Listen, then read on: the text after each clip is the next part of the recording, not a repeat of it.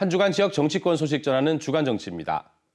달빛철도 특별법이 우여곡절 끝에 지난 21일 국회 국토교통위를 통과했습니다. 기획재정부 등 정부 부처와 여야 일부 의원들의 반대로 좌초될 위기에 처했다가 일단 첫 관문인 상임위는 통과했습니다. 법사위와 본회의까지 일정이 남아있어 연내 통과는 사실상 어려 보이고 내년 초 통과에 기대를 걸어봐야 할 상황입니다.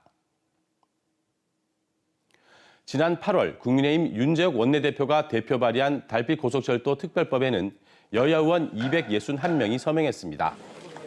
헌정사상 가장 많은 국회의원들이 서명한 법안이라는 기록을 세우면서 동서화합의 상징이라는 등의 찬사가 쏟아졌죠.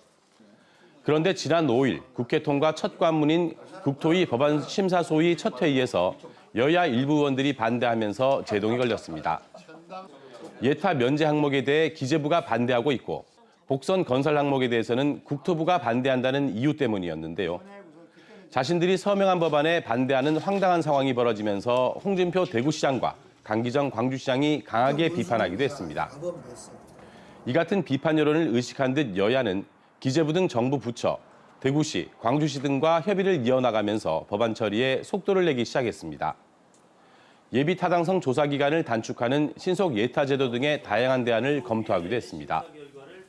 두 번째 국토위 법안 소위에서도 결론을 내리지 못하다가 지난 27일 세 번째 소위와 국토위 전체회의에서 극적으로 통과된 겁니다.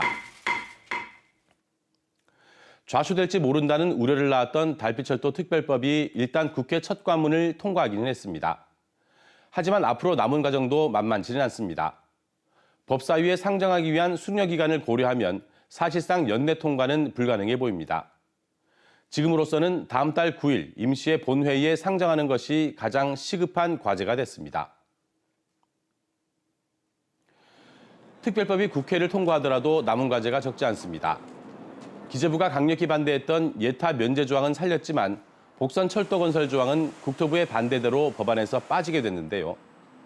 홍준표 대구시장은 지난달 16일 민주당 홍익표 원내대표와 만난 자리에서 시속 200km 이상을 보장하는 복선 고속화철도가 반드시 필요하다는 입장을 여러 차례 강조하기도 했죠.